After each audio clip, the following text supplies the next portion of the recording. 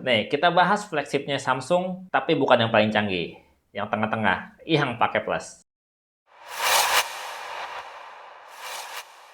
Halo Sobat Tekno, gimana kabar lo hari ini? Semoga selalu sehat dan banyak rezeki. Kali ini gue pengen unboxing HP-nya Samsung yang terbaru, seri S, tapi yang varian tengahnya ya, bukan yang Ultra, bukan yang best. Samsung Galaxy S25 Plus ini harga untuk varian terendahnya itu 17.999 atau 18 juta kembali 1000. Lo bisa cek ya, link di deskripsi video, kali aja di situ dapat harga promo.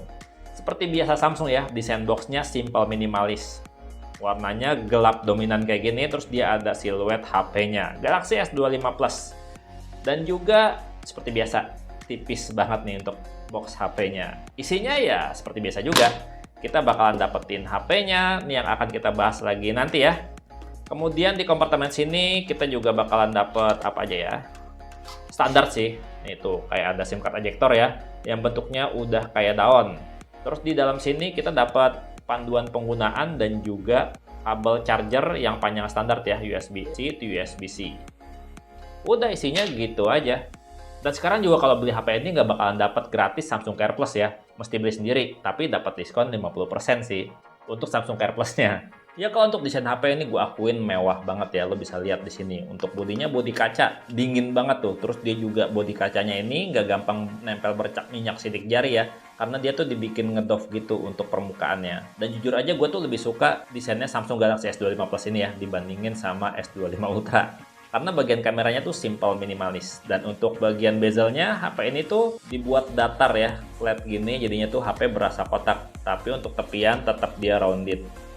Dan ini untuk frame-nya dia dari bahan metal aluminium. Kalau kita lihat di sini, di sisi atas ada grey speaker ya, terus di sisi kanan ada tombol power dan tombol volume, di sisi bawah sini ada slot kartu, ini yang pasti dual SIM doang nih ya, terus lubang mic, lubang charger, dan juga lubang speaker. Kalau di sisi kiri sini polos, nggak ada apa-apa. Sementara di sisi kanannya, nih kita buka ya. Oh, sisi kanannya kayak gini. Sisi kanan, bagian depannya. Masih kaca polos, kita setting-setting dulu kalau pengen lihat dalamnya kayak gimana. Yang pasti ini untuk frame-nya kelihatan tipis banget ya. Di kelas harga 17.999 ya, ini lawan langsungnya Vivo X200 Pro ya. Menarik banget nih kalau kita compare ya. Tapi di video ini ya kita bahasnya Galaxy S25 Plus, nggak perlu banding-bandingin, nggak perlu compare-compare nih. Lo bisa lihat layarnya datar, flat, udah kayak hidup lo. Datar-datar aja. Ini bagian bezel layarnya tipis banget, nggak ada lengkungan 2,5D sama sekali, bener-bener datar flat gitu. Dan ini layarnya cakep dengan kualitas layar yang udah AMOLED 120 Hz. Dan ini juga layarnya udah resolusi 2K ya, bukan Full HD kayak HP-HP mahal lainnya. Dan kalau kita lihat di sini ya, ini udah gue setting-setting dan udah gue install beberapa aplikasi. Gue pengen kasih lihat untuk about phone-nya di sini.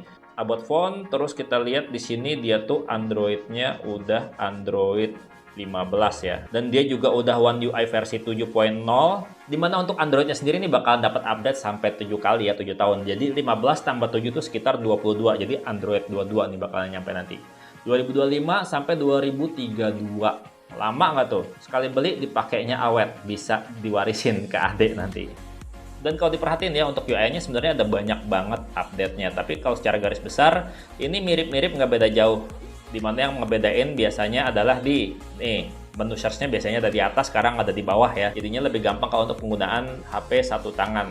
Apalagi buat lo yang pada naik angkutan umum ya, misalkan di MRT, kalau satu tangan kayak gitu kan susah kalau misalkan bagian atas dijangkau gitu ya. Kalau ini di bagian bawah kayak gini lebih mudah.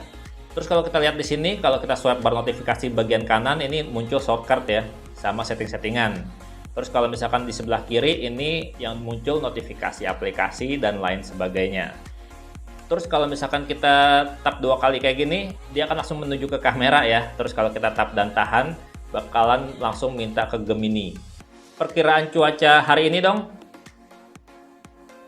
Tuh, kita tinggal ngomong kayak gitu aja. Bakalan kelihatan ya.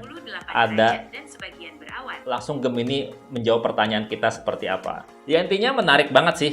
Belum banyak yang bisa gue ulik dari One UI versi 7-nya ini. Nanti kita bahas di video reviewnya ya. Dan yang gue suka ya, untuk performa HP ini tuh dia pakai chipset yang sama versi Ultra. Biasanya kan dianaktiriin tuh ya, yang Ultra dikasih yang paling kencang, yang Plus sama yang Base tuh dikasih yang nggak terlalu kencang, nggak kayak yang Ultra. Kali ini dikasih sama semua pakai Snapdragon 8 Elite. Dan ini untuk performanya sayangnya kalau gue rasa ini dia di limit ya, karena dapetnya cuma nggak sampai 2 juta nih. Padahal ini RAM-nya gede loh, ini RAM-nya udah 12 GB kalau kita lihat di sini ya. Padahal seharusnya ya, skor rata-ratanya dari Snapdragon 8 Elite itu di kisaran 3 juta. Ini nggak sampai 2 juta. Bahkan kemarin waktu gue bahas S25 Ultra, dia cuma dapat 2 juta lebih dikit doang. Kenapa ya Samsung selalu ngasih limit buat performa dari HP-HP flagshipnya? Nggak dilepas gitu aja. Takut panas kali ya. Dan lo bisa lihat ya, bisa lo cek di sini pada saat waktu gue tes Antutunya, dia tuh suhunya bisa panas banget ya, sampai 46 derajat Celcius. Ya kalau buat pengalaman main gamenya nggak gue ceritain di video ini ya, nanti aja di video reviewnya. Yang pasti kalau buat Mobile Legends dia bisa di settingan ultra. Terus kalau buat PUBG dia bisa di 120 Hz, itu namanya apa ya? Frame rate-nya. Ultra Extreme kalau nggak salah atau Extreme Plus gitu. Dia udah bisa buka itu. Sekarang kita cobain bagian kameranya ya. Ini kamera depannya dia masih pakai kamera 12 megapiksel. HP flagship kamera selfie-nya 12 megapiksel. Yang harga 2 jutaan, 3 jutaan ada yang ngasih 32 megapiksel, ini cuma 12 megapiksel. Tapi kita cobain ya. 12 megapikselnya tuh bagus apa enggak? Ya harusnya bagus dong, karena ini HP harga belasan juta. Kita cobain ya. Shutter speed-nya mantap cepat, dan lo bisa lihat ya hasilnya kayak gimana. Ini dari preview sih keren banget dilihatnya. Sekarang gue cobain buat mode potretnya ya. Ini kece asik kayaknya nih. Tuh kayak gitu tuh, hasil foto-foto dari kamera depannya. Nah, sementara kalau buat kamera belakangnya ini dia tuh kamera utamanya 50 megapiksel, terus dia punya 10 megapiksel buat zoom 3 kali dan 12 megapiksel buat ultra wide. Seneng banget sih gue dikasih ultra wide yang bagus ya, karena tuh buat foto-foto pemandangan di luar ruangan atau kita foto rame-rame gitu, nggak perlu mundur-mundur dan kualitasnya bisa nyamain kamera utamanya gitu. Pertama kita cobain ya buat kamera utamanya nih. Tuh, shutter speed-nya cepet banget dan lo bisa lihat hasilnya. Detail banget dan warnanya juga bagus. Dan kalau kita coba buat foto optical zoom 3 kali ya. Ini bisa buat foto-foto makro nih, makro-makroan. Hasilnya kayak gini. Tuh, mantep banget. Sekali lagi ya, buat foto makro-makroan. Tuh, kayak gitu tuh. Kalau ultrawide-nya sendiri, kita coba buat foto makro bisa nggak? Nggak bisa ternyata. Untuk ultrawide-nya dia belum autofocus. Sayang banget ya. Jadi kalau buat foto makro, lo mesti pakai kamera 3 kali optical zoom-nya. Oke, kita cobain ya untuk hasil foto kamera ultrawide-nya. Kayak gini nih. Tuh, kalau dibandingin sama kamera utama, begini. Lumayan jauh kan bedanya? Impresi awal ya, dengan harga 18 juta, ekspektasi gue bisa lebih sih. Kamera optical zoom-nya bisa lebih jauh gitu ya. Ini cuma dikasih 3 kali. Kenapa nggak dikasih 5 kali juga gitu? 18 juta loh ini. Dan kira-kira lo mau dibahas apa nih untuk video reviewnya nanti? Jangan lupa komentarnya. Dan gue pamit, sampai jumpa di video berikutnya. Bye-bye. Gue nggak pegang X200 Pro sih.